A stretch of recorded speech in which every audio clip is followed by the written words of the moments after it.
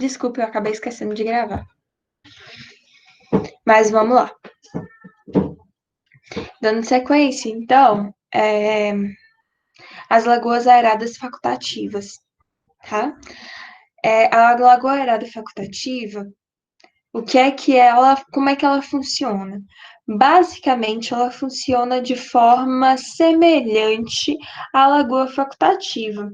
A grande diferença é que a gente coloca um aerador, ou seja, existe um mecanismo ali, tá? Existe um material ali no meio que vai inserir mais oxigênio na massa d'água, fazendo com que o meu processo ele seja ainda mais rápido e diminua a exigência diária para uma lagoa facultativa.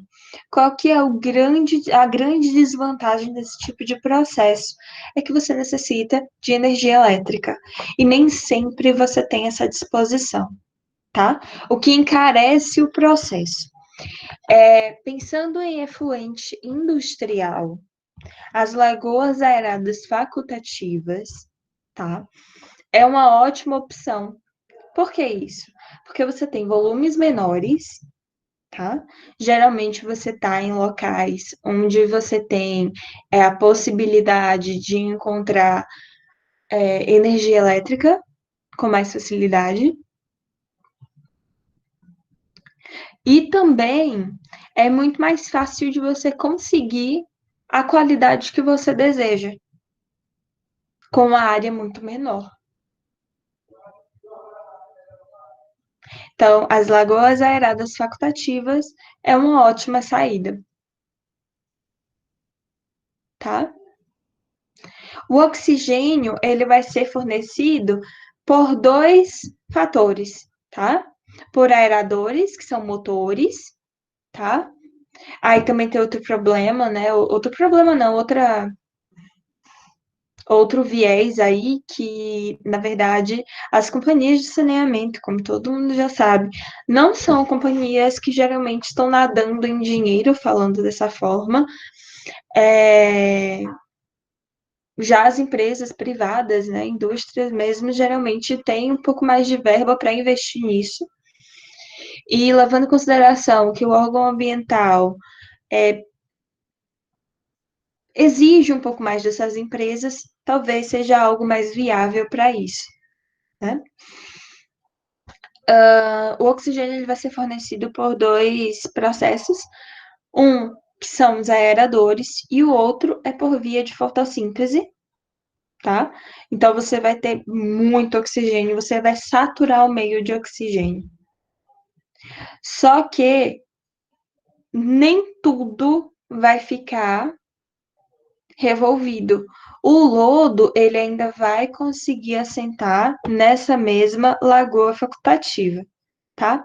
Você ainda vai ter uma parte que é aerada, que é aeróbia, e outra parte que vai ser completamente anaeróbia. Essa parte completamente anaeróbia vai ser a parte de digestão do lodo, tá? E mais uma vez, apesar dessa lagoa aerada facultativa, ela produzir muito mais lodo do que a lagoa facultativa, tá? Ela ainda consegue produzir um lodo bastante digerido, o que é interessante para o processo. A gente não precisa de posterior tratamento para o lodo, apenas o deságue do lodo. O que é o deságue do lodo? Quando o lodo ele sai da lagoa facultativa, ele sai com muita água. Então, a gente precisa remover o excesso de água do lodo para a gente poder dar a destinação adequada para este lodo. Vejam que o tempo de detenção hidráulica, ou seja, o tempo que a água permanece no processo, para uma lagoa aerada facultativa é de 5 a 10 dias, opa, muito menor do que superior a 20 dias, que era uma lagoa facultativa normal. Geralmente, Rod, o que é que acontece? a concessionária ou até mesmo a empresa tira o lodo, deixa o lodo secando no, tipo numa piscina, sabe?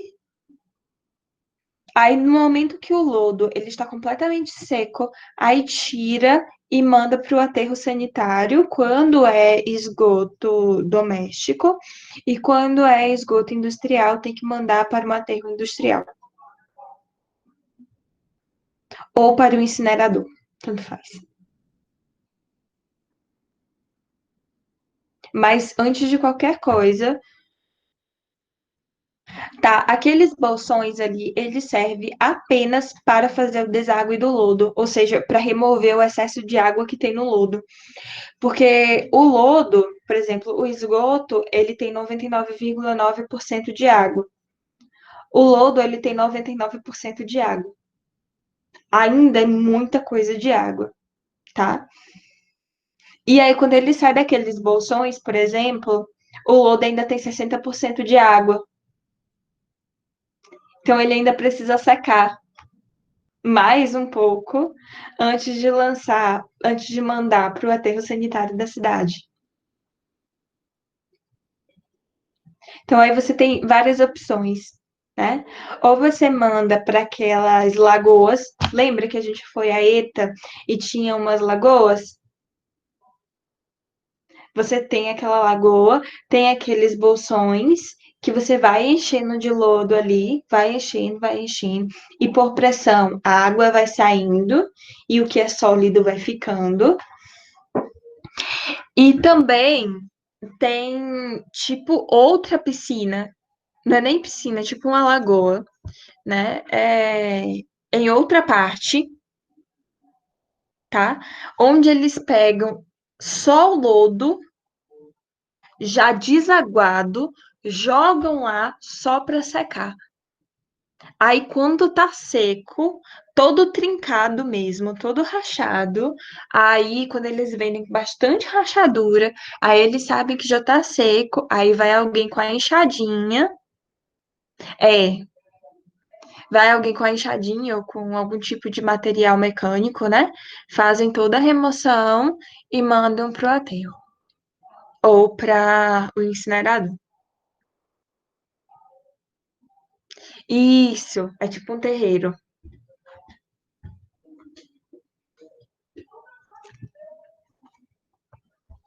Ah, eu não sei se você se lembra também, a gente vai, se der tempo, a gente vai ter uma aula sobre tratamento de lodo. Eu não sei se você se lembra, mas tinha uma casinha lá, que eu até brinquei assim, gente, vocês não estão perguntando para que serve aquela casinha. Daquela casinha que ele não mostrou pra gente o que é que tinha lá dentro. Ali era uma centrífuga. O que que eles faziam? Eles pegavam lodo com 99% de água, enfiava tudo ali dentro e centrifugavam o lodo para tirar o excesso de água. Só que acaba que a centrífuga consome muita energia, ela não é tão eficiente para o tipo de lodo que eles geravam e acabou quebrando. Exatamente. De maneira geral, eu nunca vi para tratamento de lodo nenhuma centrífuga funcionando. Eu já vi uma vez uma esteira. Sabe quando sua mãe ou sua avó, não sei, alguém vai fazer tipo bolo de puba, eu acho que é bolo de puba, que coloca a puba no pano e vai apertando, tipo coco, sei lá que raio é aquilo, nunca me importei com cozinha. E vai apertando e vai saindo aquele líquido. Pois é, a esteira parece com aquilo. Só que ao invés de ser com pano, né, é com tipo umas lonas semi-permeável que vai apertando, vai espremendo o lodo e aí ele vai passando pelas esteiras, espremendo, espremendo, espremendo, até que o lodo ele sai todo durinho do outro lado. É o processo mecanizado quando você. Foi o único que eu já vi mecanizado quando você não tem espaço. Só que aqui no caso de Santo Antônio, né, você tem bastante espaço ali, então não tem por que você utilizar um processo mecanizado que gasta muita energia, quando você pode muito bem utilizar um processo natural. Boa noite, Rafael. Que tem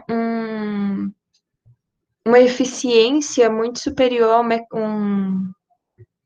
um processo mecanizado, entendeu?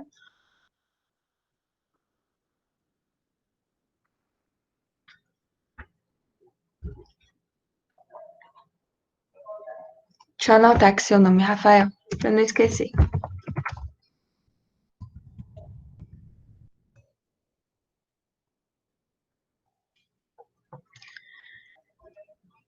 Aí, vamos voltar aqui para as lagoas, né? Quando a gente usa esse tipo de aerador, a lagoa precisa de uma área muito, muito menor. Mas ainda assim, a gente tem a formação de lodo no fundo. E é nessa formação de lodo onde a gente vai ter o processo anaeróbio, tá? Geralmente, esse tipo de lagoa, ela tem uma área muito menor, né? Como eu já tinha falado, e a gente tem, dependendo da área dela e do volume que ela trata, da vazão que ela trata, a gente tem um ou dois aeradores. É bem pouquinho. E geralmente é um aerador boia, tá? É, uma vez eu já vi um aerador muito engraçado. Sabe aqueles espaguetes que as pessoas usam para ficar boiando em piscina, praia? Tinham cortado dois espaguetes e tinham colocado no aerador, porque a boia tinha quebrado. Aí a ideia do operador foi comprar o espaguete e colocar no lugar da boia. O negócio estava lá, funcionando feliz e satisfeito.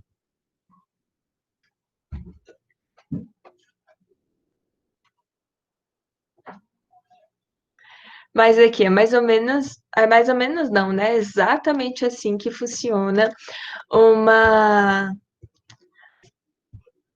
uma lagoa facultativa aerada, tá? Veja que a gente só tem a inserção de oxigênio em um ponto, tá? A gente não tem inserção de oxigênio em outros pontos. Nos outros pontos, a inserção de oxigênio, ela vai ser dada, tá? Ou pela difusão deste ponto, ou pela fotossíntese das próprias algas, né, que já existem aqui naturalmente.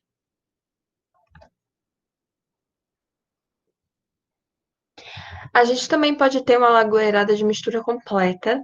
Aqui neste caso, tá? A gente não vai ter formação de lodo no tanque da mistura completa. A gente precisa ter um tanque apenas para a decantação desse lodo que é formado na mistura completa, ok? Basicamente, a gente coloca aeradores que vai fazer a mistura de toda a massa d'água. Então, essa área é muito pequenininha, tem uma profundidade um pouco maior, em torno de 3 metros, de 3 a 4 metros de profundidade.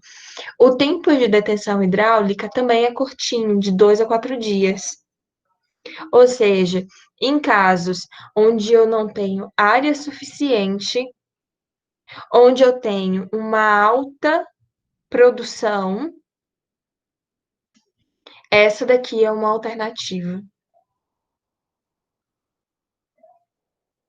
Além disso, dos processos mais eficientes, esse daqui, mais eficientes e rápidos, né?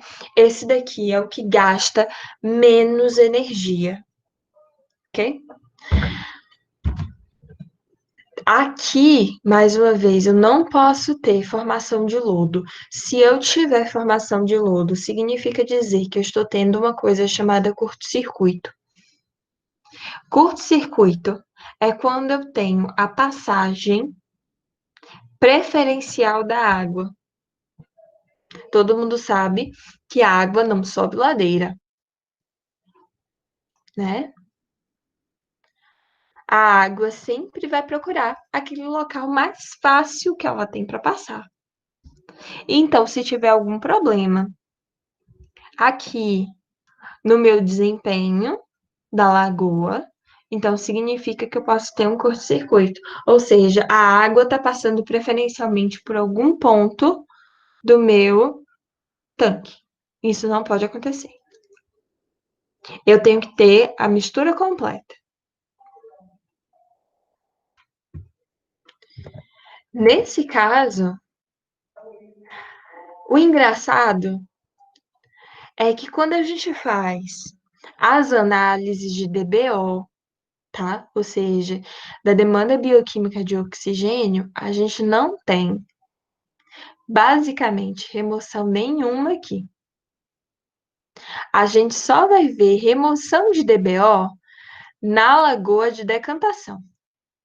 A gente só vai ver a eficiência da lagoa aerada na lagoa de decantação. A gente não vê eficiência na lagoa de mistura completa. Por que isso?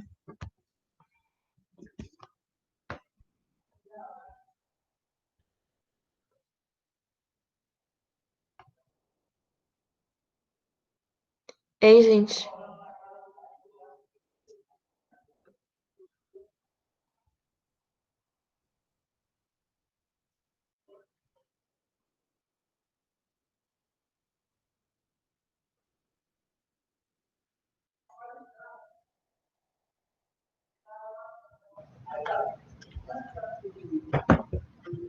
Basicamente, eu lembro não, ótimo.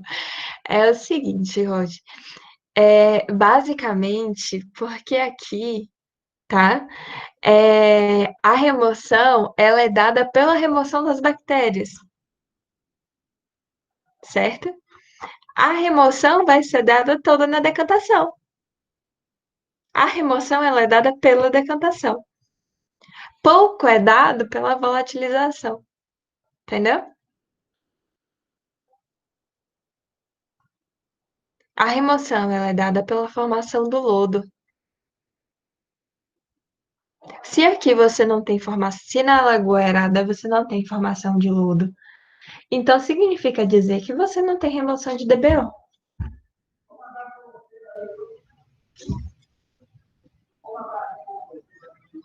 Simples assim.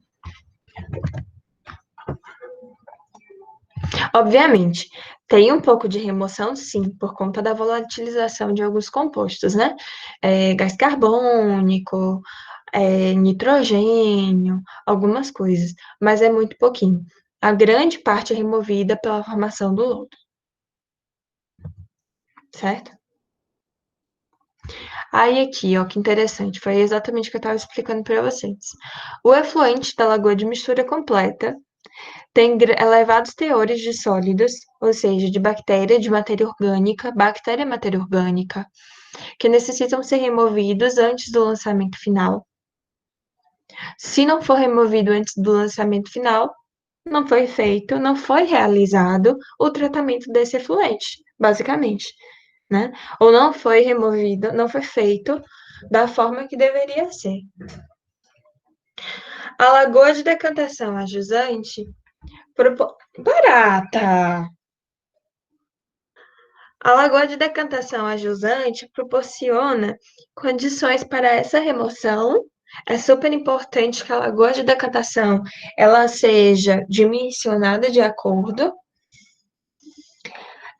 O lodo da lagoa de decantação deve ser removido em período de poucos anos, enquanto que as lagoas facultativas, né, demoram lá, sei lá, em torno de 20 anos para ser removido, às vezes até mais.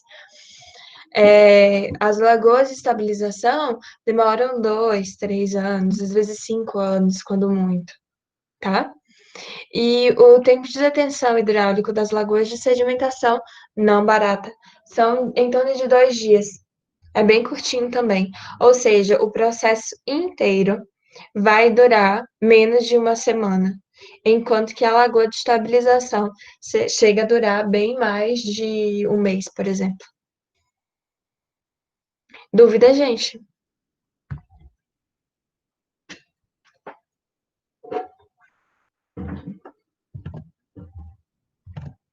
Aqui tá a fotinha de uma lagoa de mistura completa e de uma lagoa de estabilização.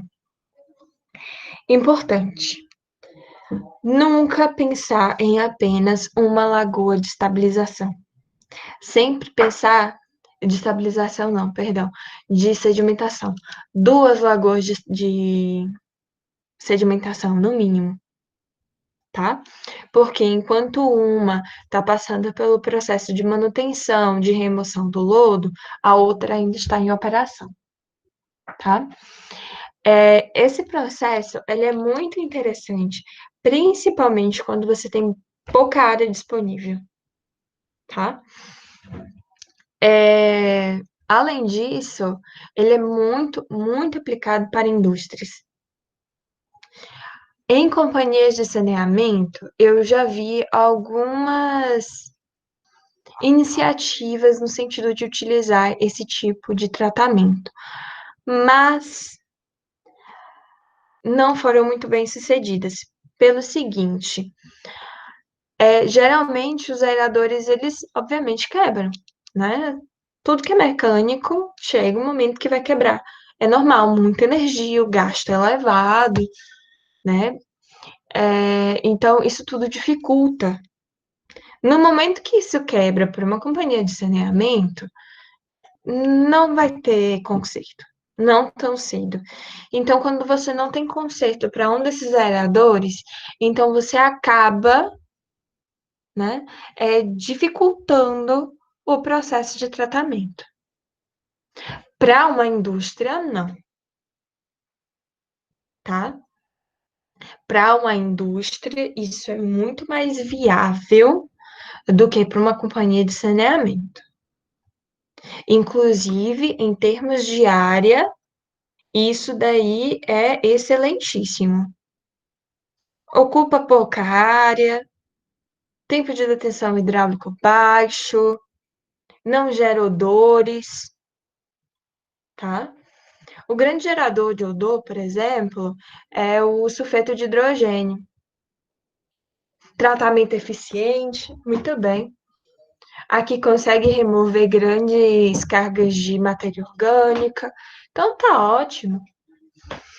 O grande gerador de odor, né, do esgoto, é dado pelo sulfeto de hidrogênio, que é o H2S.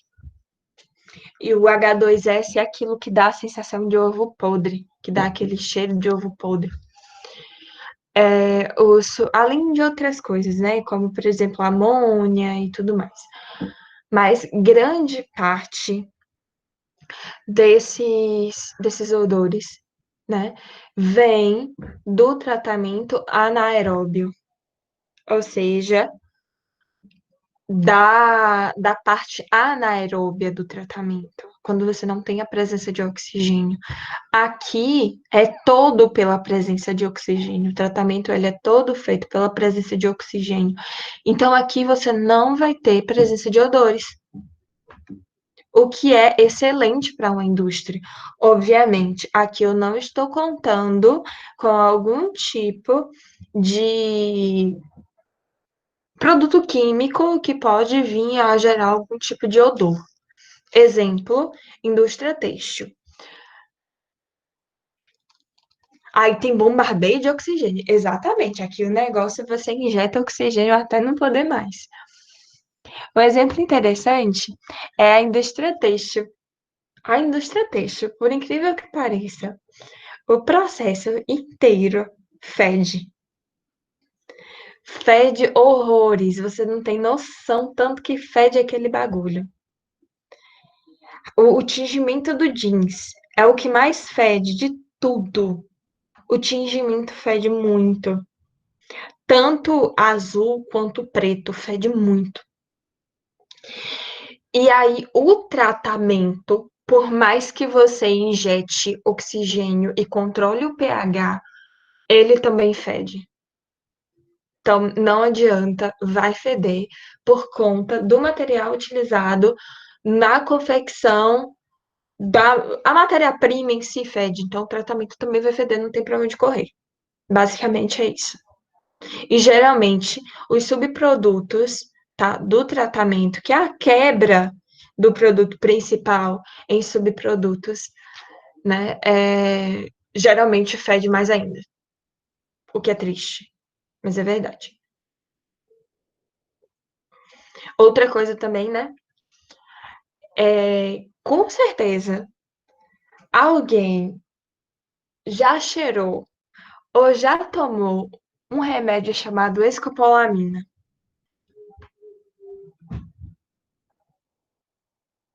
Alguém já tomou escopolamina na vida? Já, Rod, já tomou sim. Escopolamina é mais conhecida como Buscopan.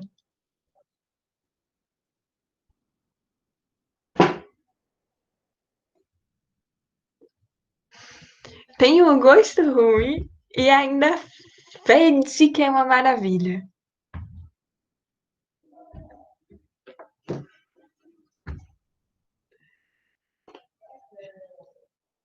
Gente, aquele negócio é terrível. É terrível. Eu fico imaginando tratar aquilo. Imagina, escopolamina é uma delícia. Imagina. Nossa, maravilha.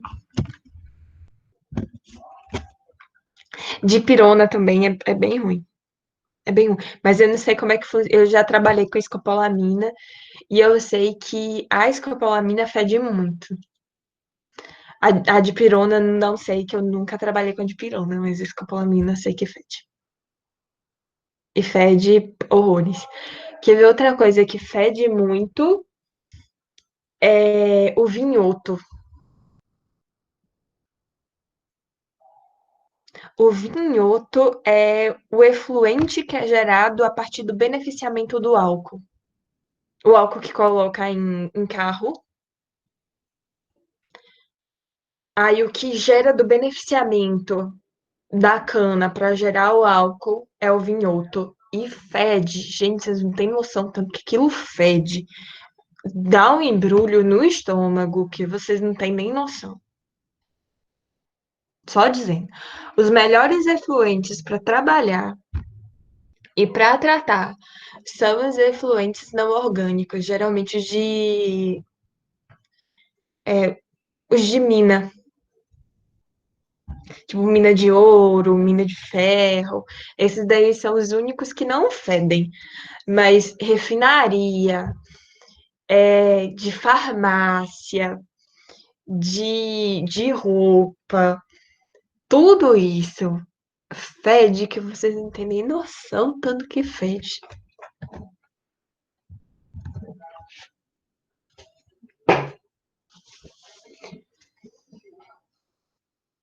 E a gente tem também as lagoas de alta taxa, também conhecida como lagoas de maturação. Com certeza, alguém já viu umas lagoas que elas são mais ou menos compridas e que tem umas repartições pelo meio. Essas repartições pelo meio é chamado de chicana. Para que serve a chicana? A chicana ela serve para aumentar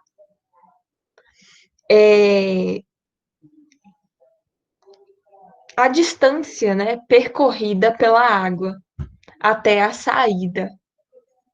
Se você tem duas chicanas, então a água vai percorrer 3 vezes mais o comprimento da lagoa, o que é interessante. né? Você triplica a possibilidade de tratamento. Essas lagoas, elas são super rasinhas. Geralmente ela tem uns 80 centímetros de profundidade. Por que que elas precisam ser tão rasinhas assim? Porque a gente precisa manter a iluminação, né? Os raios solares entrando em toda a massa d'água.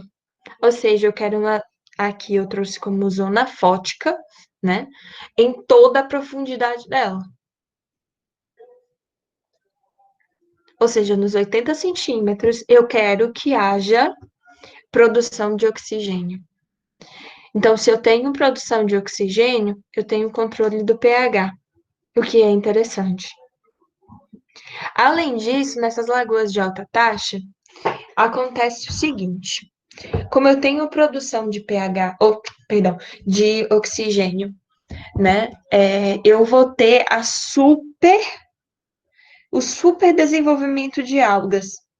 E para a alga crescer, ela precisa de duas coisas: amônia e fósforo. Porque a alga é tipo uma plantinha, então ela vai precisar da amônia, do fósforo e de matéria orgânica para crescer. Opa, eu tenho um pouco ainda de matéria orgânica que sobrou do tratamento. Não é muito, mas eu tenho ainda um tiquinho, tá? Não é muito para que eu tenha aí a produção de.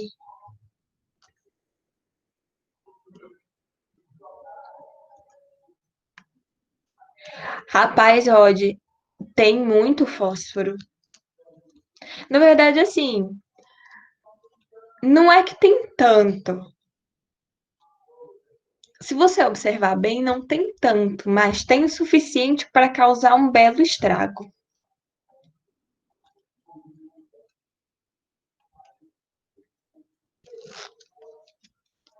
Quando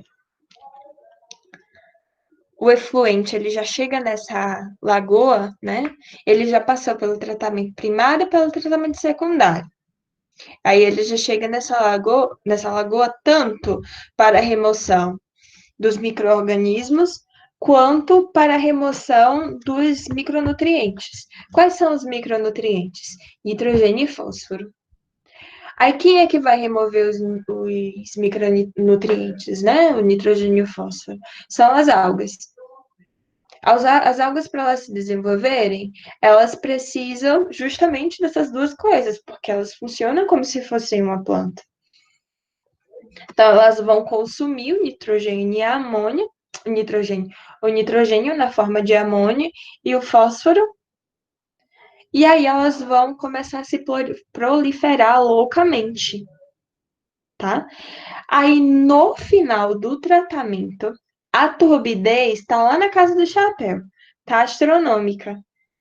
Mas se você remover a turbidez, as concentrações de fósforo e de amônia já estão muito mais controladas, o que é interessante. E por competição e também por toxicidade de excrementos, a maioria dos patógenos também conseguem ser removidas, o que é ótimo. Só que o problema é o seguinte, olha só o que a maioria das companhias de saneamento fazem.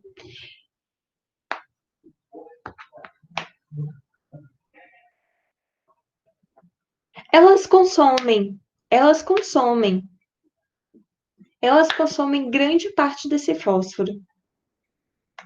Só que o problema é o seguinte, as companhias de saneamento, principalmente quando a gente fala de esgoto doméstico e também de efluentes industriais que têm muito fósforo, é que não remove as algas, lança no meio ambiente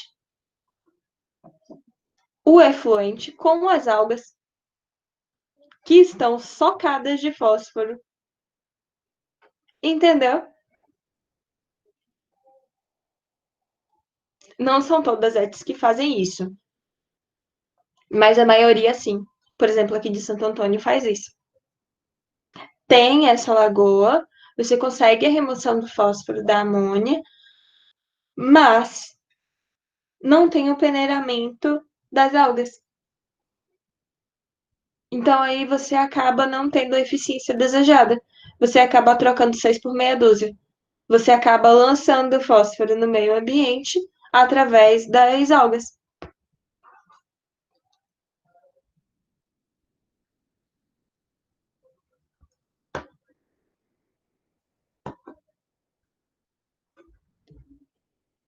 É essa a lagoa de estabilização ou a lagoa de maturação. A gente consegue ver o processo de eutrofização, que é a proliferação das algas, né, claramente na água. É esse processo que a gente quer que ocorra. A gente força a ocorrência. Isso é desejável. Só que isso não é desejável, sim, mesmo com as chicanas. As chicanas, elas só servem para forçar o aumento da distância percorrida, né? Só isso. Se não tivesse chicanas, ao invés de ter uma lagoa, eu teria que ter mais lagoas, entendeu? Ou uma lagoa bem mais longa. Não, elas não geram movimento, não. Elas só fazem com que aumente a distância percorrida. A formação das algas é indispensável. Tem que ocorrer a formação das algas. Se não tem a formação das algas, não tem a remoção do fósforo e nem a remoção dos patógenos. O problema é que depois ninguém remove as algas, entendeu? Aí tem que ter a remoção das algas, de alguma forma.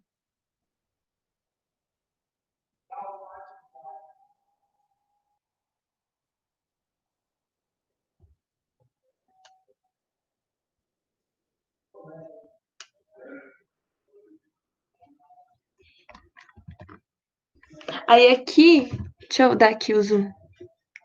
Dá para ver bonitinho o processo de eutrofização. Nesse tipo de lagoa, o processo de eutrofização é desejável.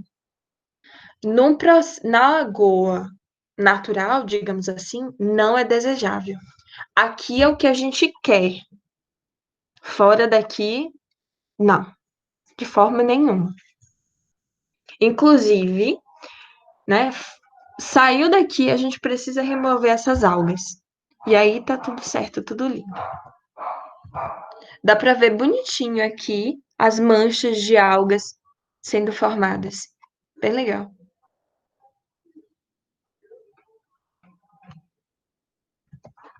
E as lagoas de maturação também, elas são bem parecidas. Que são chamadas lagoas de polimento, né? Elas não servem para fazer a remoção de matéria orgânica.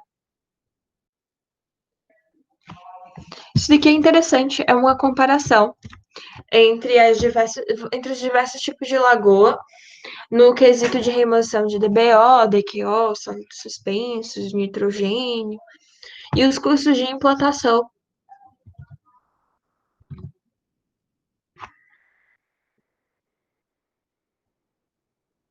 Reparem bem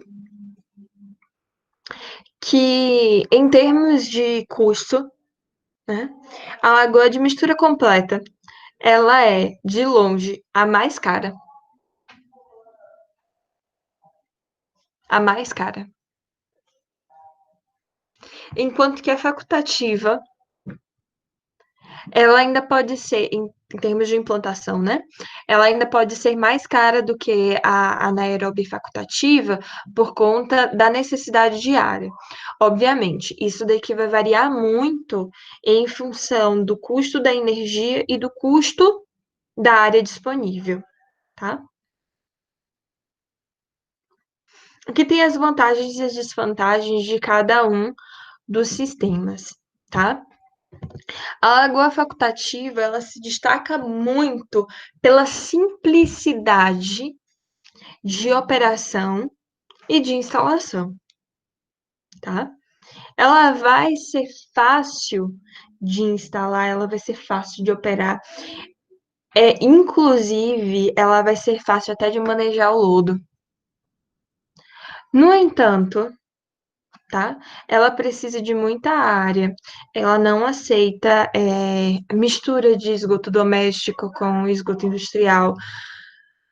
Quando você tem uma alteração muito grande de temperatura, ela também não funciona muito bem. Ela já começa a ter performance muito variável. Então, essas coisas, ela varia muito, tá? Aqui você pode ter também problema com crescimento de inseto, tá? E também pode ter algum tipo de odor.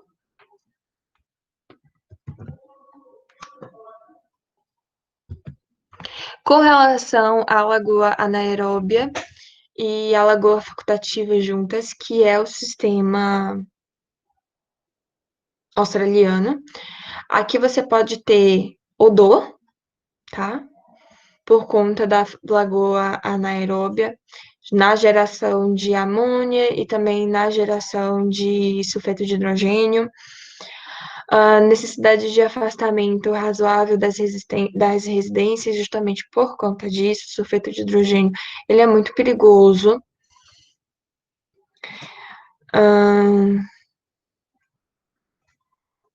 Necessidade de remoção do lodo, tá? E de grandes vantagens aqui, além das vantagens já citadas da lagoa facultativa, perdão, aqui você ainda pode ter menores requisitos de área. Da lagoa facultativa aerada, operação e manutenção relativamente simples, mais ou menos, tá? Menores requisitos de área, menor tempo de detenção hidráulica, aceita uma carga orgânica maior, aceita maior variação de carga, ou seja, se você tem um processo que você tem uma variação de carga orgânica muito grande, como é, por exemplo, o caso de curtumes, o caso de indústria têxtil, o caso de indústria farmacêutica, é bem aplicável. Quase que você não tem a formação de maus odores neste caso, porque você vai ter a oxidação de todos os maus odores com oxigênio, tá? Aqui você vai ter custo elevado com energia, problemas com os equipamentos que podem ocorrer, necessidade de mão de obra especializada para a manutenção do equipamento. E os mesmos a gente pode falar para a lagoa aerada de mistura completa.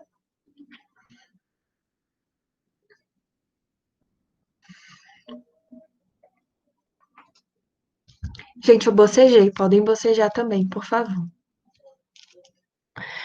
E a lagoa de maturação, ela funciona muito quando a gente tem esgoto doméstico, tá?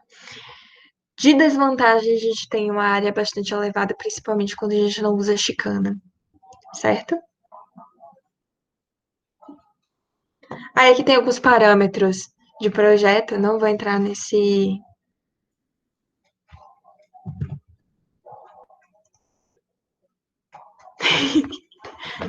Bocejou também? Isso é uma praga, todo mundo boceja.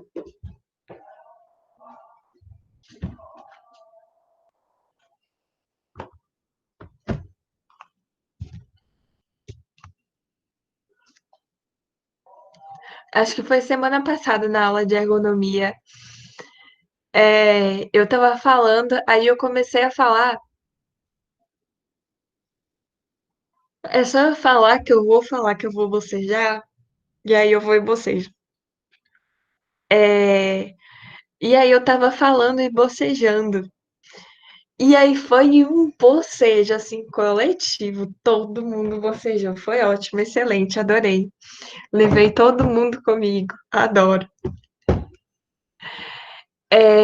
Tá. A gente também pode ter a disposição do esgoto no solo, tá? O que não é interessante para esgoto industrial. Por que que disposição de esgoto industrial no solo, nem no sonho, nem na vida, nunca jamais? Não pode, mas nem assim. Não.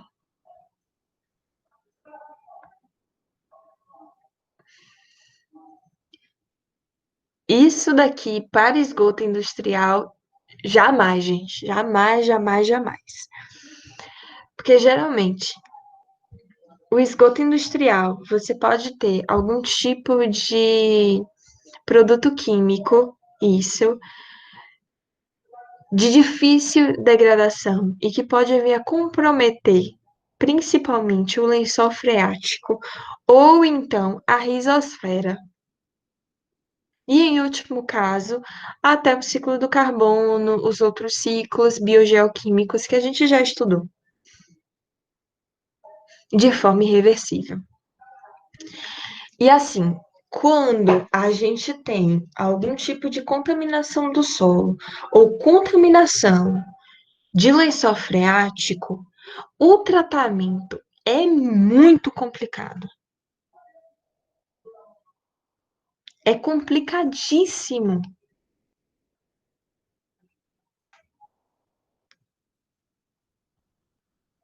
Tratamento de solo, na maioria das vezes, se demarca o local e entrega a Deus.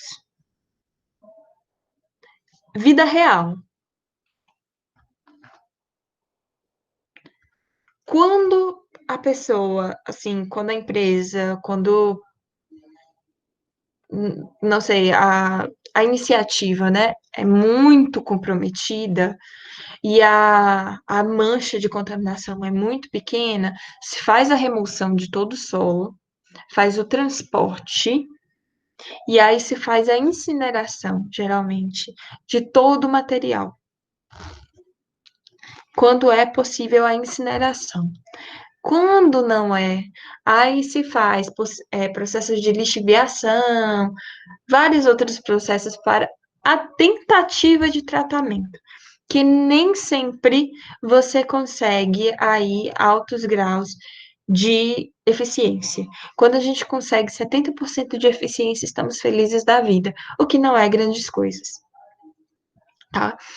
Quando se atinge o lençol freático, então, é para sentar e chorar. Eu li um artigo que foi publicado numa revista americana, é, de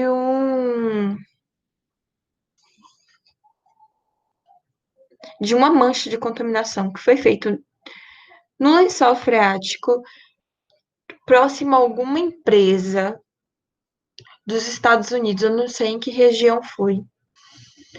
E aí, beleza. Para fazer o tratamento, basicamente, eles fizeram vários poços numa área gigantesca, vocês não têm noção. Vários poços de várias profundidades diferentes.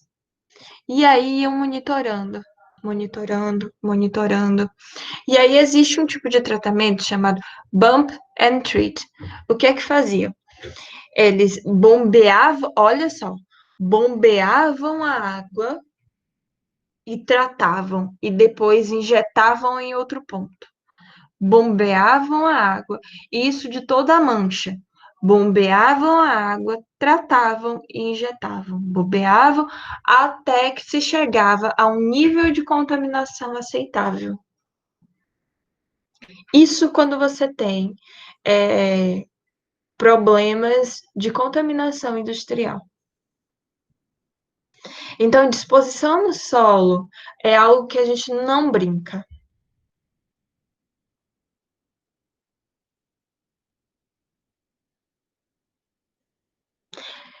Casos aqui no Brasil desse tipo de iniciativa, eu nunca vi.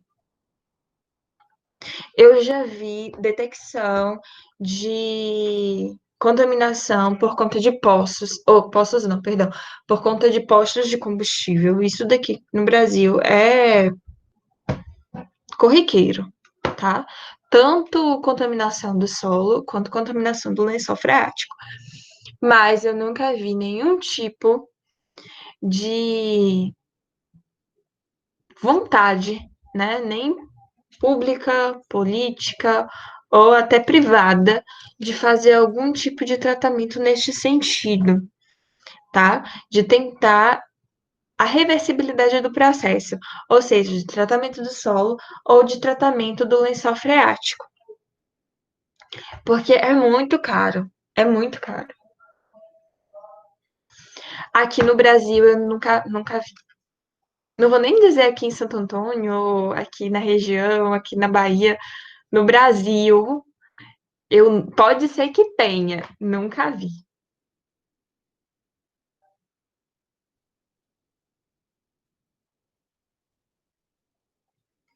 De novo, Rod, deixa eu até falar, assim, deixa eu até refalar o que eu falei, né? Eu nunca ouvi falar, né? Pode ser até que tenha, mas nunca ouvi casos, tá? Importante salientar isso. Mas, quem sabe, né? Às vezes o Papai Noel também existe, a gente nunca sabe.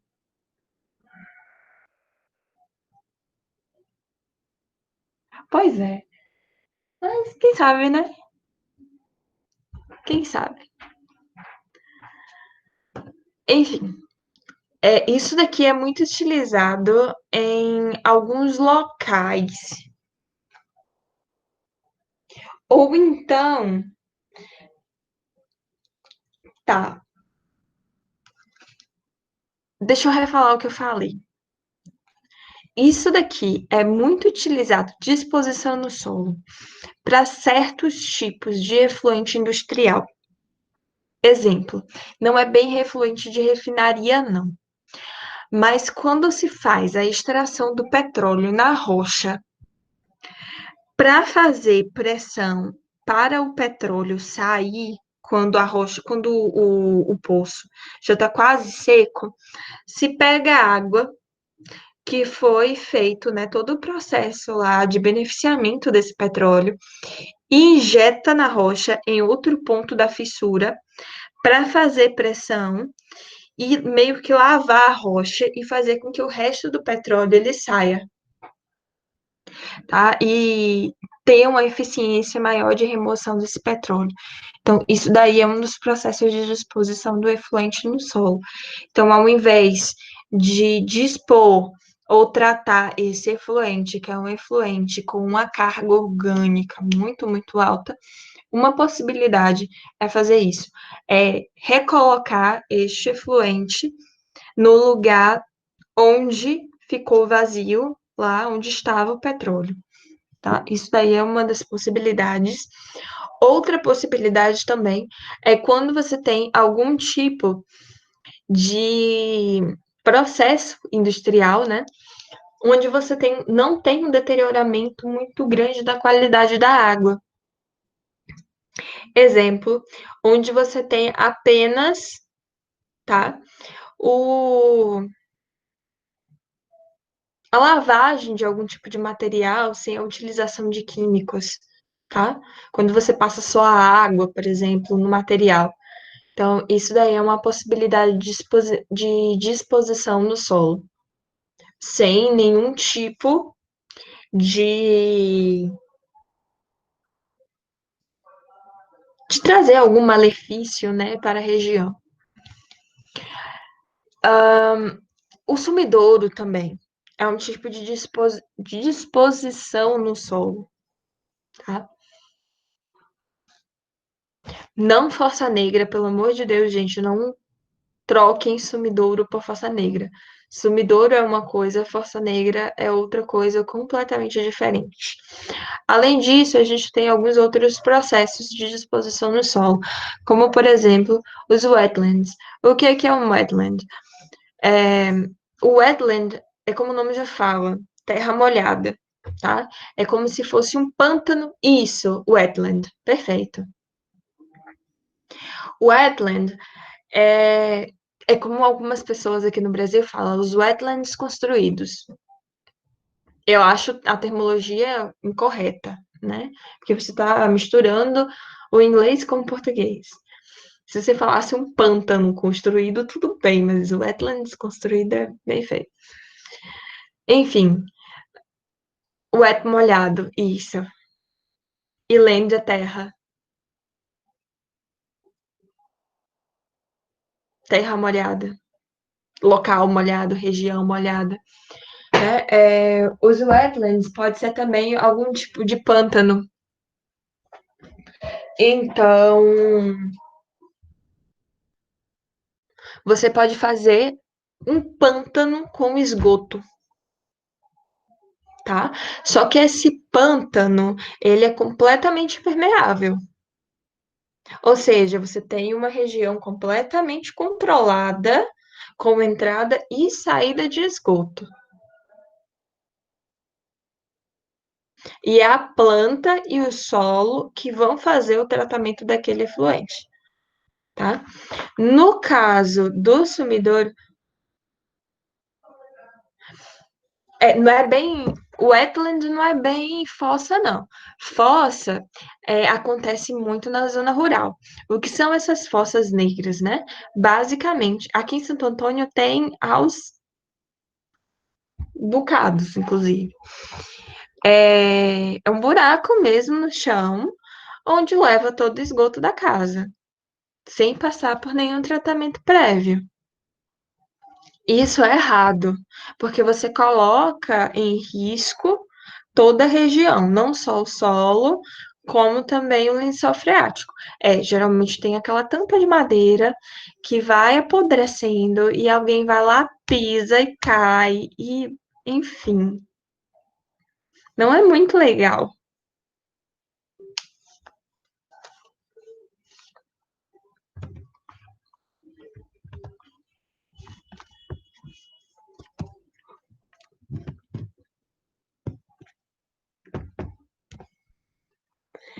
É,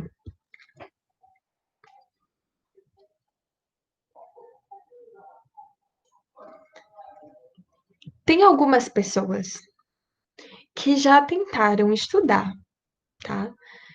Eu já falei para vocês que o arroz consome muita água. Já falei, Rafael.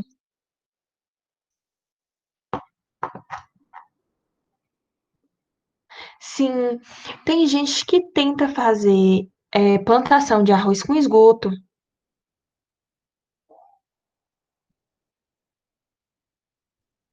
É, arroz, feijão, tudo com esgoto.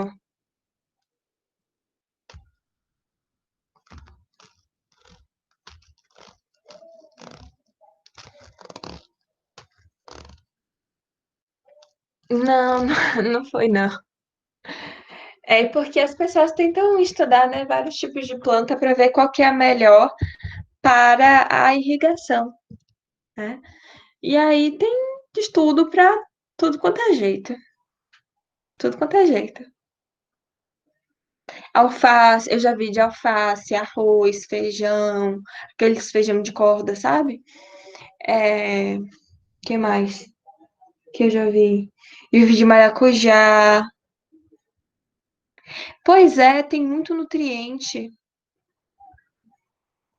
Pois é, qual que é o problema da irrigação do esgoto?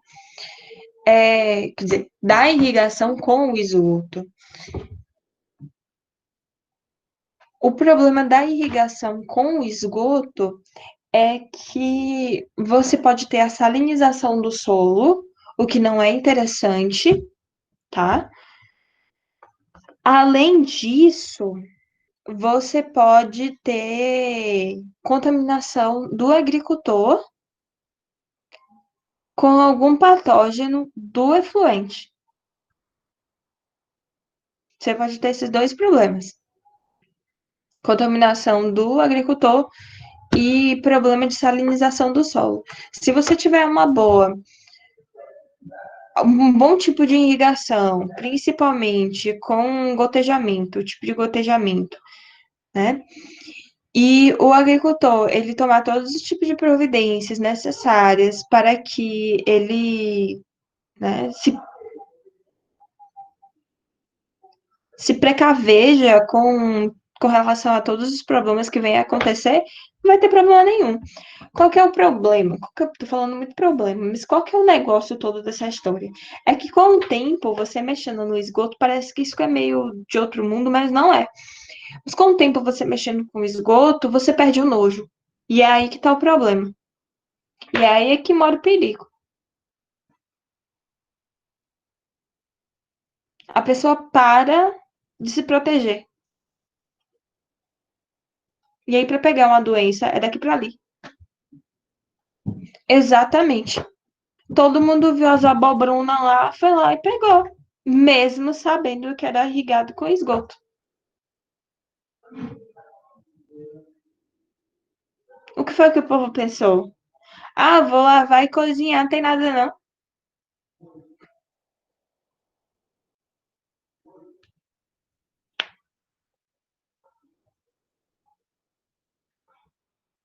Com certeza devia estar uma delícia. A água, quer dizer, o esgoto, né? Cheio de. Tão famosa. Tão famosas as abobrinhas. Hoje a gente conseguiu uma publicação num periódico internacional. Essas abobrinhas.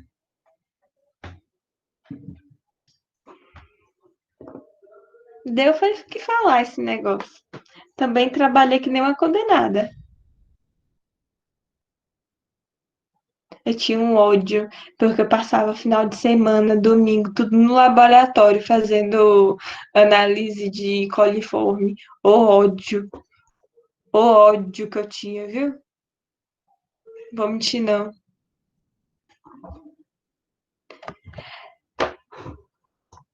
Aqui, ó, o que é que não pode acontecer? Usar esgoto por aspersão.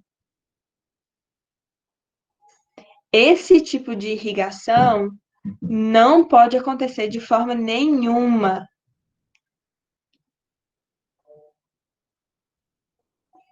A aspersão, que é um tipo de imitação de chuva, tá? É um tipo de irrigação que para esgoto não funciona.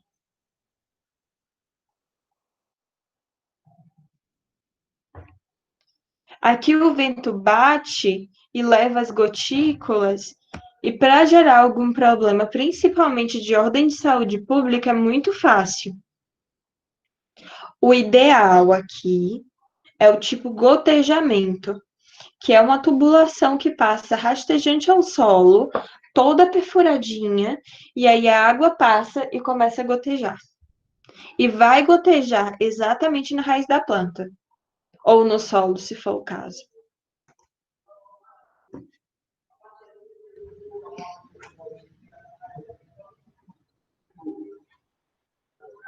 Aqui existem vários tipos de infiltração que a gente pode manter. A infiltração subsuperficial, a infiltração rápida, que a gente coloca uma camada de areia, a infiltração superficial, onde a gente tem a coleta aqui. Quem vai fazer, nesse caso, o tratamento são as plantas. Isso daqui eu não recomendo, tá?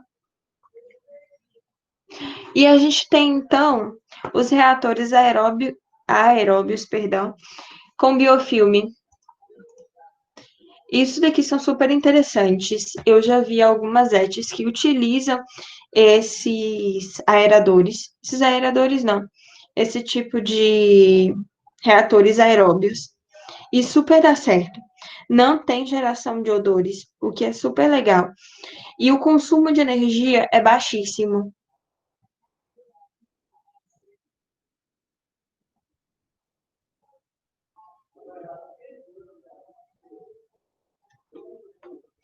Aí a gente tem vários tipos de filtros.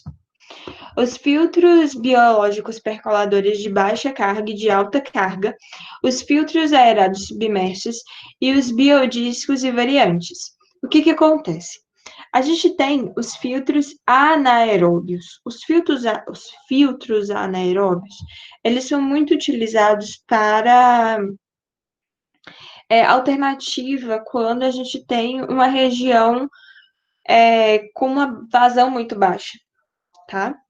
Então, a gente pode utilizar uns reatores anaeróbios. São os reatores pequenininhos que a gente coloca a brita, e aí o fluxo, ele é ascendente, ou seja, ele é de baixo para cima, tá? Então, como ele está todo cheio de água, ele é fechado, então não tem a entrada de oxigênio, basicamente. Fede, o efluente ele sai cinza, é feio, o negócio não é muito legal, tá? Mas os reatores aeróbicos, por sua vez, ele tem aí uma remoção bem alta, tá? Só que eles são tipo tamanho jumbo. Eles são muito gigantes mesmo. Deixa eu ver se eu tenho foto aqui. Aqui, eles são tipo esse aqui, só que esse daqui é pequititito. Aí o que que acontece? Esses braços, eles ficam se movendo, eles ficam girando, tá? E eles são todos furadinhos e esses furos, né, ficam jogando efluente, fica jogando esgoto em cima desse enchimento, que são as pedrinhas. Aí o esgoto ele sai percolando e à medida que vai percolando através das pedrinhas, ele vai se depurando e vai melhorando a qualidade. Basicamente é isso que acontece com um filtro biológico, tá? Muito utilizado também em efluente industrial. Vai percolando, vai melhorando a qualidade e no final, lá embaixo, tem a coleta do efluente, já com uma qualidade muito melhor. Aqui você tem a remoção de quase 95% de DBO. Bem bom mesmo. Bem legal. Só que para tratar grandes volumes, para tratar grandes vazões, precisa de uma área gigantesca. E ele é bem fundo. Ele não é pequenininho, não. Ele é fundão. Aqui ele chega assim, 6 metros de profundidade fácil. E aí, à medida que. O que que acontece aqui, né? Como ele não fica em uma posição só, tá? Ele fica girando. Então, basicamente, a água ela tem tempo de descer e o oxigênio ele também vai saturando o meio das pedrinhas, tá? E aí você tem a formação de um ambiente aeróbio.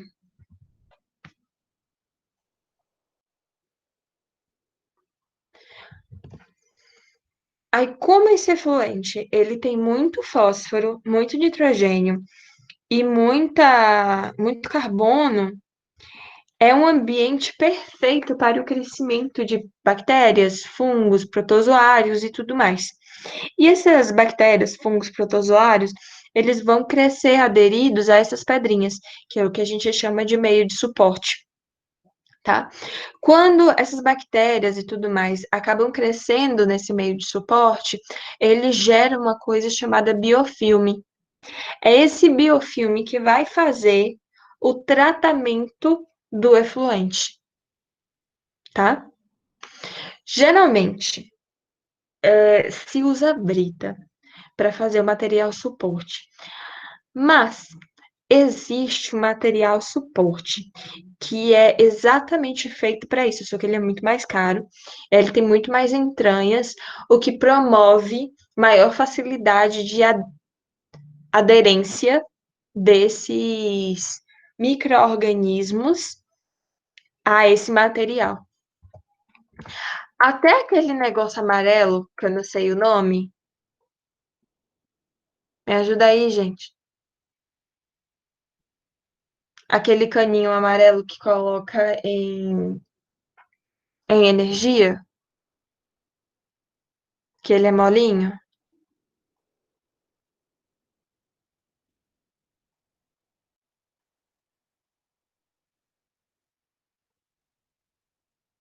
É,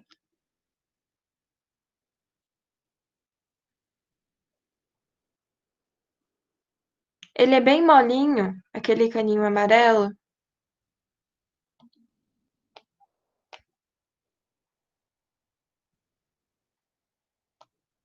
Ele é bem maleável.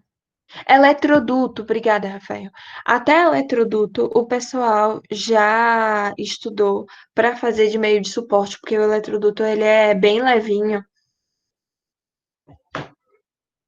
e é plástico. O importante é que o meio de suporte ele seja inerte, tá?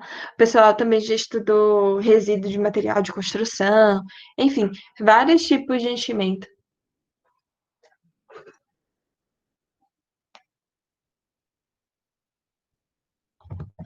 Aqui, o de baixa carga geralmente é utilizado em esgoto e o de alta carga geralmente é utilizado para efluente industrial.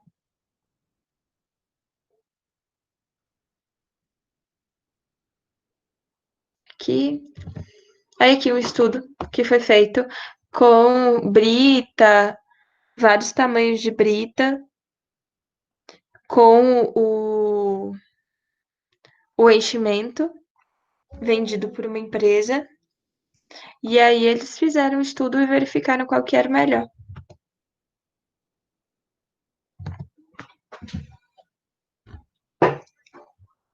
E também a gente tem os filtros aerados submersos. Basicamente, ele é completamente cheio, tá? De, de efluente, só que a gente tem a entrada forçada de ar. Aí aqui a gente tem o gasto de energia.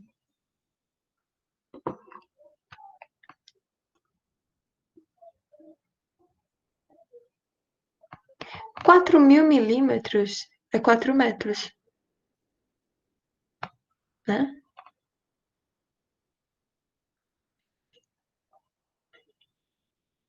É isso mesmo.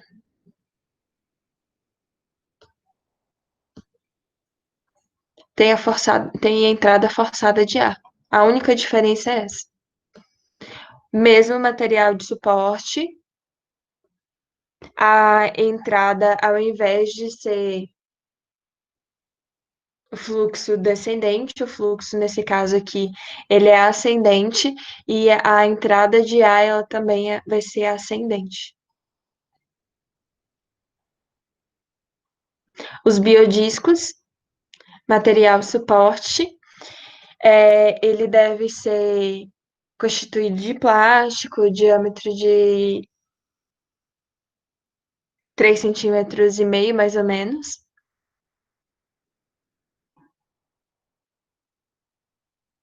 Ah, tá. É 3,6 metros, verdade.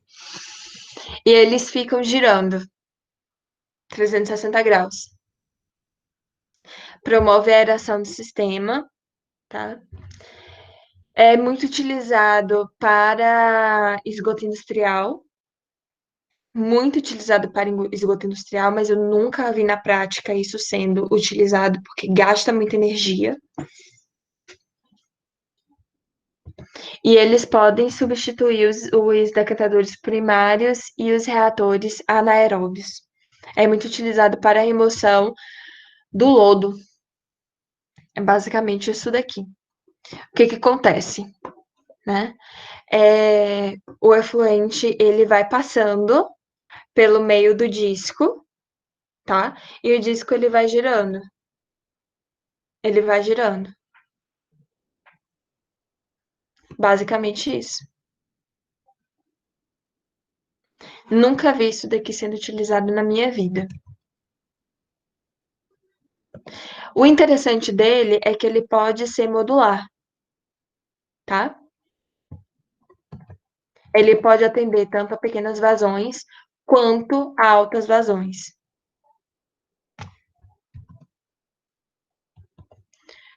A gente também pode utilizar tá? Os processos de tratamento de água são os processos físico-químicos para o tratamento de efluente. Lembram lá do processo de coagulação e do processo de filtração?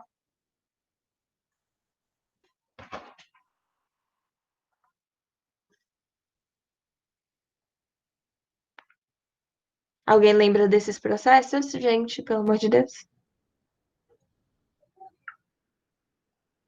Algum ser?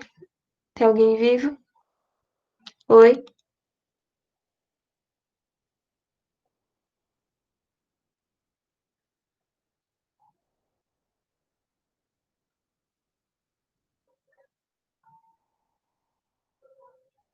Foi no início, lembra dos processos? Você lembra do processo de coagulação? Lembro mais ou menos, ótimo, sensacional.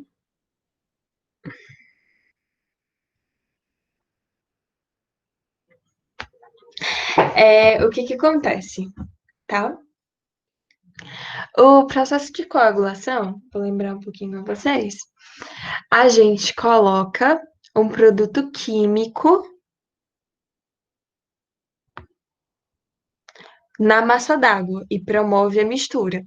O processo de floculação, isso, um produto ligante, perfeito.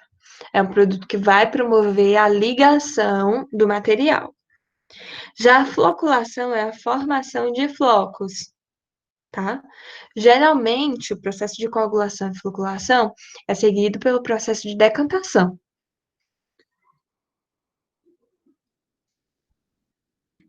O processo de decantação é a remoção por gravidade dos flocos formados lá na floculação, certo? Aí o que não é removido lá na decantação é removido na filtração. Quando a gente fala de esgoto, tá? Principalmente o esgoto que tem características, ou seja, que tem muita quantidade de material não biodegradável, ou seja, que não tem muita matéria orgânica, a gente vai utilizar o processo de coagulação e floculação. Não é biodegradável, a gente vai utilizar coagulação e floculação ou filtração. De maneira geral, por que a gente não usa isso daí no esgoto doméstico? Porque é muito mais barato a gente fazer um monte de lagoa e largar o esgoto lá. Muito mais barato, certo? Aqui a gente vai gastar coagulante, aqui a gente vai gastar energia, produto químico, precisa de mão de obra especializada. Então não dá. Aqui para esgoto, só em último caso. Quando o processo biológico não funciona. Aí a gente utiliza um processo físico-químico, certo? Qual que é o problema da utilização também do processo físico-químico? Bom, o processo da coagulação, com a adição de coagulante, né, de um produto químico, a gente pode aumentar a toxicidade final do efluente, com a formação de subproduto. A formação desse subproduto pode ser ainda mais tóxica do que o produto inicial. Então, isso aí pode ser um tiro no pé. Muito cuidado quando for optar pela coagulação e floculação. Isso deve ser avaliado, ou seja, testes de toxicidade devem ser feitos para verificar se você não vai ter toxicidade. Porque senão, se a toxicidade aumentar, você não pode lançar no meio ambiente o efluente. Você vai ter que dar um jeito de tratar novamente para remover a toxicidade, de alguma forma. E qual que é o problema da filtração para efluentes?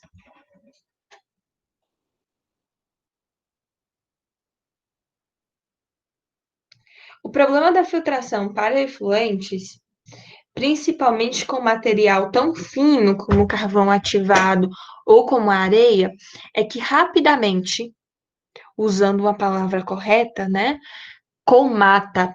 O que é colmatar? É entupir os poros. Então, a vida útil, tanto da areia quanto do carvão em pó, ou do carvão, ou do antracito, né? Do carvão em pó granular, ou carvão ativado granular, perdão. Não, carvão em pó. Carvão ativado granular. É que a vida útil desses materiais são muito baixa. Muito baixa. Rapidamente, a gente tem que parar e limpar. Parar e limpar. Parar e limpar. A carreira, que a gente chama de carreira, a carreira de filtração, que é o tempo que dura uma filtração, é muito rápida. Outro problema também, né, com a coagulação e a floculação, dependendo do efluente, é que a gente precisa de grandes quantidades de produto químico.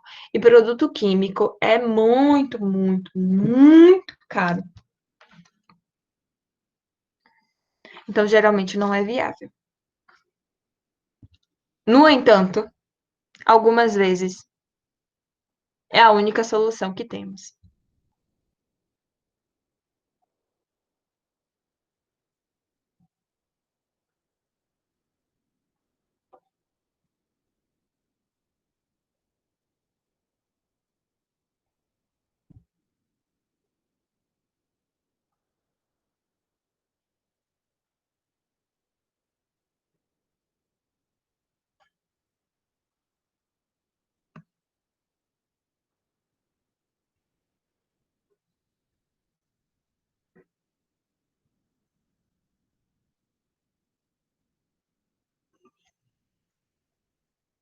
Eu me empolgo, Rafael, desculpa, mas eu me empolgo com esse assunto. E por fim não, né? Vamos falar de uma coisa que eu adoro, que são lodos ativados. Lodos ativados é, é tipo aquela lagoa de mistura completa, sabe? Só que o lodos ativados, ao invés de você ter motores em cima misturando tudo, você tem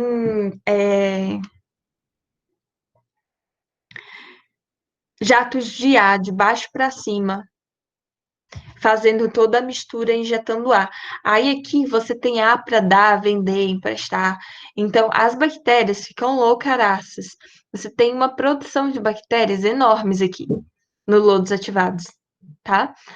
E além disso, quando você tem as lagoas, tá, de decantação, parte do lodo daquela lagoa de decantação retorna para o reator. É por isso que é chamado de lodos ativados, porque você tem o retorno do lodo, tá? E como você tem o retorno do lodo, esse lodo, ele já vem especializado, digamos assim, para fazer a digestão daquele efluente que você está pedindo para ele digerir, o que é ótimo. Então, aumenta a sua eficiência com o tempo de detenção hidráulica de algumas horas, que é ótimo. Enquanto que lá, né, nas lagoas, a gente tinha um tempo de detenção hidráulica de no mínimo uma semana, mais ou menos. Aqui a gente tem um tempo de detenção hidráulica de no máximo um dia.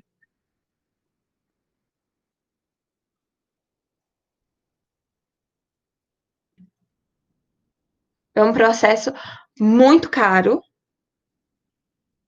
tá? Mas muito bom. É o melhor processo biológico existente, puramente biológico. É o lodo ativado.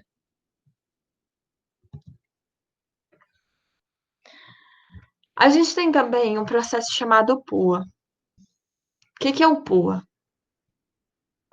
O POA é a sigla para processos oxidativos avançados.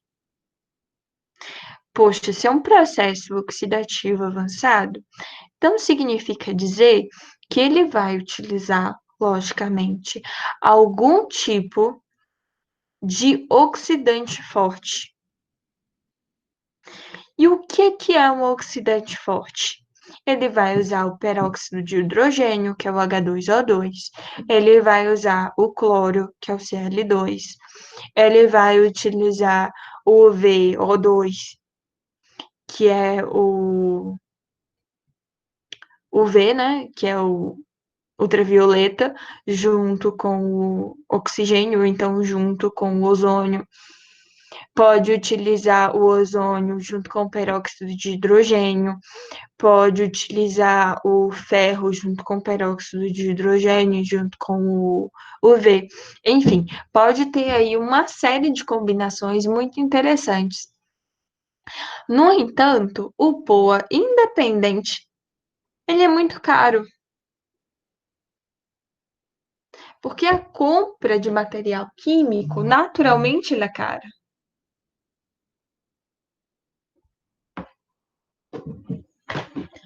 E aí, além do material ser caro, o POA ele precisa de um controle muito alto.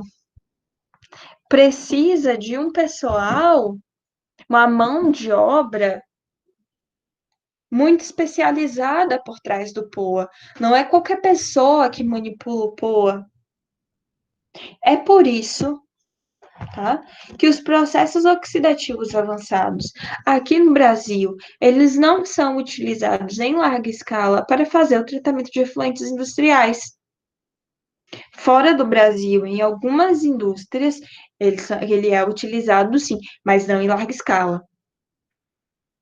Aqui no Brasil, não.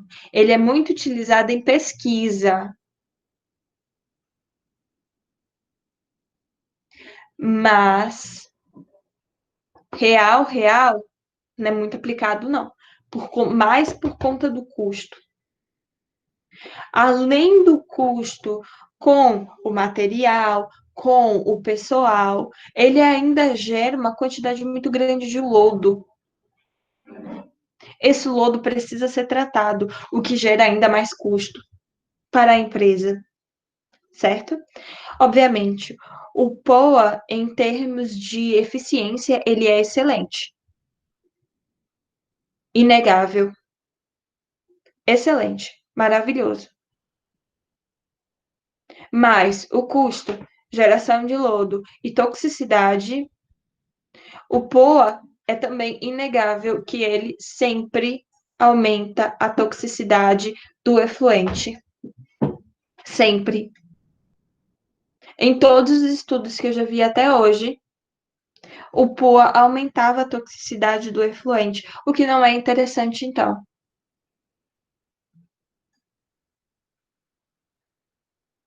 O que gera necessidade, várias necessidades, então, de você fazer, né, de desprender ainda mais dinheiro para fazer o tratamento. E a gente tem também a minha velha amiguinha, que são os processos de separação por membrana. Para tratamento de efluentes, é recomendado a utilização da microfiltração ou da ultrafiltração. Ou, além disso, né, o bioreator com membranas, para fazer o processo de tratamento inicial e depois, caso tenha necessidade, o processo de polimento através de nanofiltração, osmose inversa, ou osmose direta, ou ainda aqueles outros processos que a gente tinha estudado anteriormente. Gente, dúvidas? Nem perguntei. Dúvida, gente? Não? Tranquilo?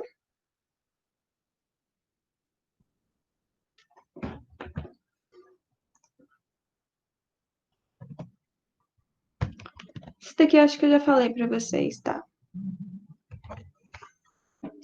Aonde é que se aplica aqui no Brasil processo de separação por membrana, tá? Todos esses lugares.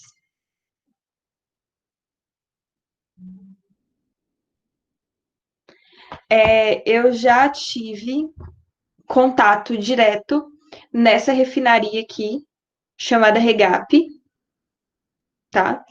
Lá, eles não só fazem a aplicação de processos de separação por membranas, eles fazem a aplicação de eletrodiálise, eles fazem a aplicação de troca iônica, eles fazem a aplicação do BRM, eles fazem a aplicação de nanofiltração e eles fazem a aplicação de microfiltração. A REBGAP é tipo maravilha. A Natura também faz, olhem só. A Natura é uma, apesar de eu não gostar da marca, né, mas eles fazem para tratamento de efluentes. A Nestlé também, apesar de eu não gostar da marca, eles também utilizam. A Petroflex, vejam que a indústria petroquímica é muito forte na utilização da,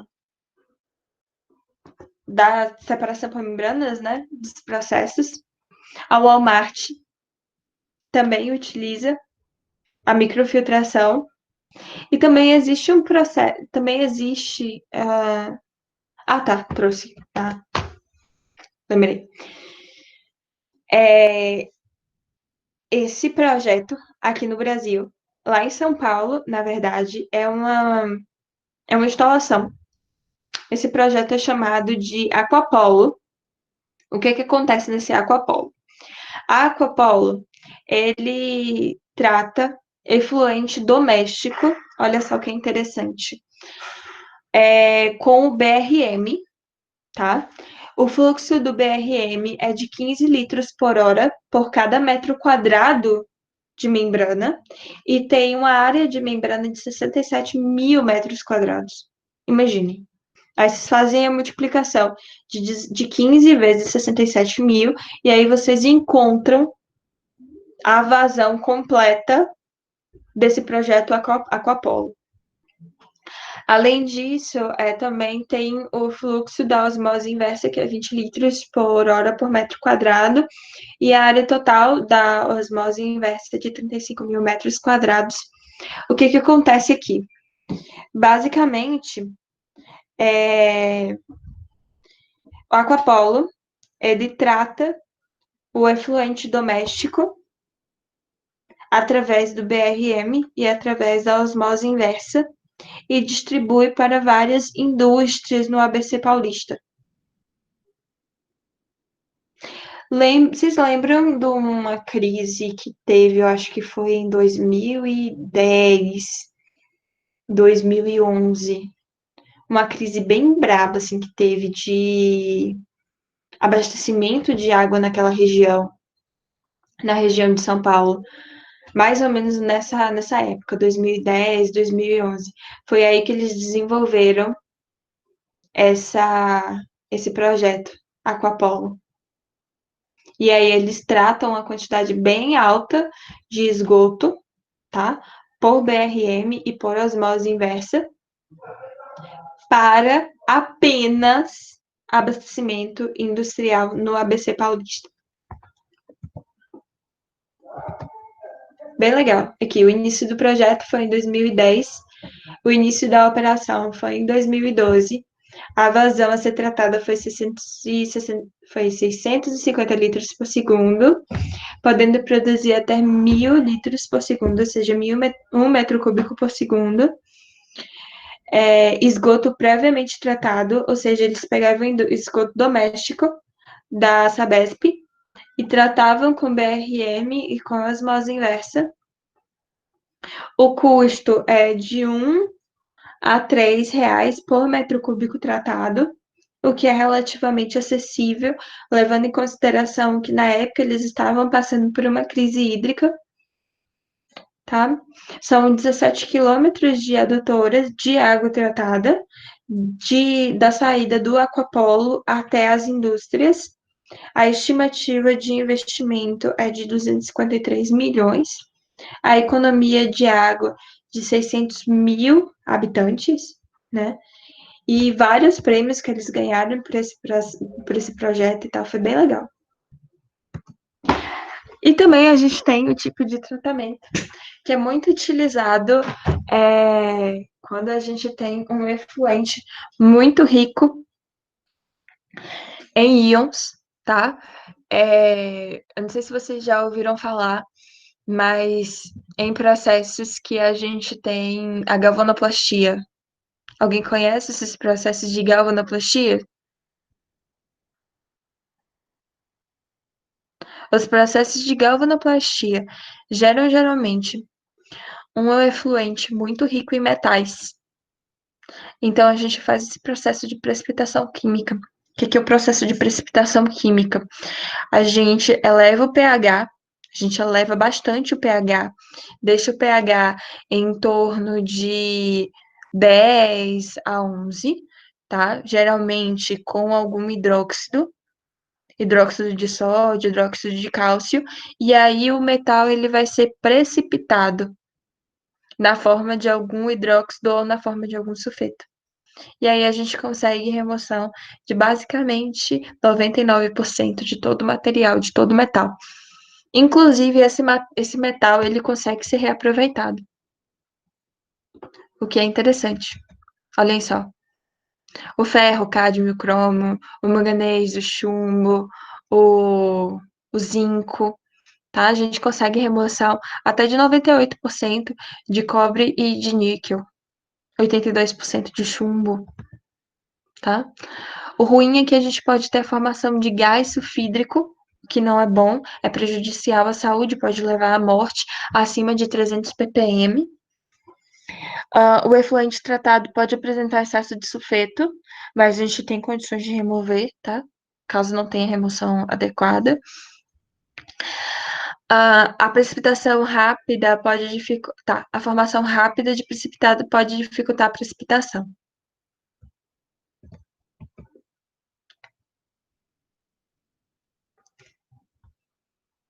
Tá, ok. Gente, dúvidas?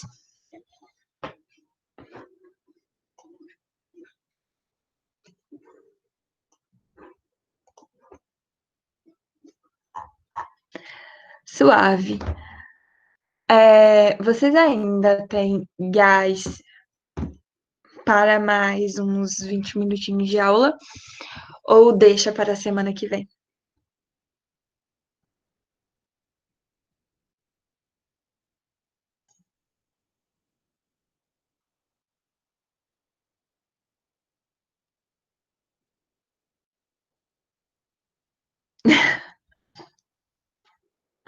A decisão está com vocês.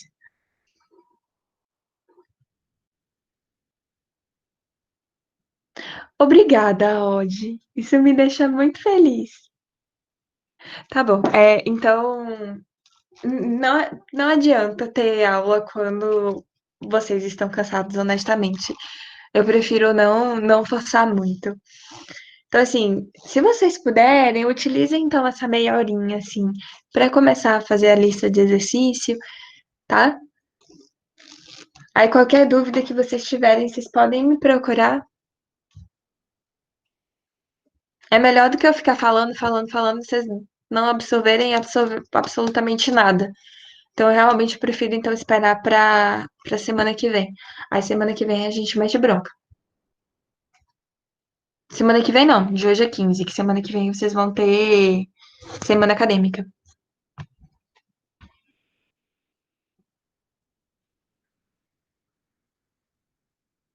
Mas vai ser legal. Deixa eu falar. Tem algumas palestras que a galera tá arrumando, assim, que vai ser bem interessante. Vai ser de um tema bem interessante mesmo. Então, fiquem ligados, assim, que vai ser bem legal. Eu vou assistir, porque até eu tô animada com isso.